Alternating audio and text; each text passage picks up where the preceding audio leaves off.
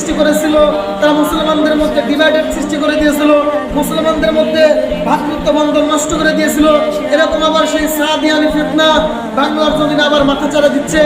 তাই আমি মৌলানা সাদ সাহেবকে দায়িত্বকণ্ঠহীনভাবে বলে দিতে চাই যে তুমি যদি আবার সেই আব্দুল্লাহ ইবনে উবাই ইবনে সুলাইলের নেতৃত্ব দিয়ে বাংলার জমিনে ইসলামকে কলুষিত করার জন্য আসো, ইসলামের মধ্যে ফিতনা ফ্যাসাদ তৈরি করার জন্য যদি মৌলানা সাদ সাহেব থেকে তার অঙ্গভঙ্গ তার চালাবেলারা যদি বাংলার জমিনে আবার সেই আবু বকর, হযরত ওমর, খালিদ ইবনে ওয়ালিদের সন্তানদের উপর যদি আবার আক্রমণ করো, সেই ইসলামকে যদি আবার ডিভাইডেড করে দিতে চাও, সেই দাওয়াত তাবলীগ এত বড় মহামূল্যবান একটি কাজকে যদি তোমরা মুসলমানদের মধ্যে বিভ্রান্তি করতে চাও, যদি মুসলমানদের ওলামায়ে কেরামের সঙ্গে তুমি যুদ্ধে জড়াতে চাও, তাহলে মনে রেখো তুমি সাদ সহ তোমার সমস্ত সেই ইহুদিবাদ, সমস্ত সেই মুনাফিকরা যদি আব্দুল্লাহ ইবনে উবাই ইবনে সুলাইলের নেতৃত্বে যদি যুদ্ধ করতে আসে, তাহলে আমরা উলামায়ে হিন্দ, উলামায়ে দেওয়ান, সেই আবু বকর, সেই ওমর ইবনে খাত্তাব,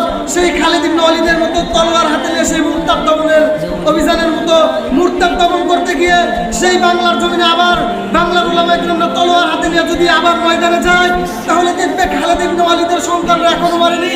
খালিদ ইবনে ওয়ালিদ দুনিয়া থেকে চলে গেছে, কিন্তু খালিদ ইবনে ওয়ালিদের সন্তানরা এখনো দুনিয়া থেকে যায়নি।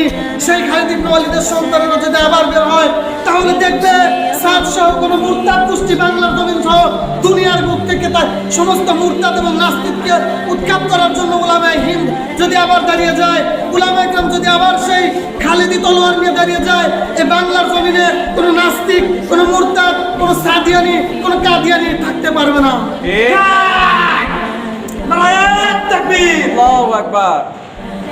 এই বাংলার জমিনে আল্লাহ তাআলা উলামায়ে কেরামকে দিয়েছেন, এটা অনেক বড় নিয়ামত। আল্লাহ তাআলা এই বাংলার জমিনে উলামায়ে কেরামকে দিয়েছেন, এটা কত বড় নিয়ামত আপনারা বুঝতে পারবেন না। এই উলামায়ে কেরাম যখনই আপনাদেরকে ডাক দিবে, এই উলামায়ে কেরাম যখনই আপনাদেরকে ডাক দিবে, তখনই আপনারা কোনো দিকে চুচারা না করে সর্বদা উলামায়ে কেরামের সঙ্গে থাকবেন তো ইনশাআল্লাহ।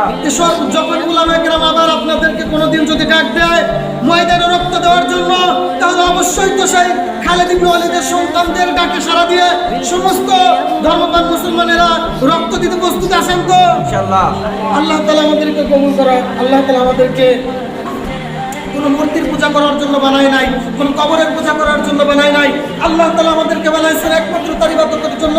আল্লাহ তাআলা কোরআনে কারিমের মধ্যে বলেছেন, ওমা খালাকতুল জিন্না ওয়াল ইনস ইল্লা লিয়াবুদুন।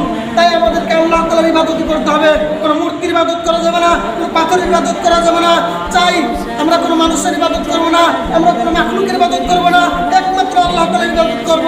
এজন্য আল্লাহ তাআলা আমাদেরকে আল্লাহ তাআলার গোলামি করার তৌফিক দান করুন, সমস্ত তাগুত থেকে বেঁচে থাকার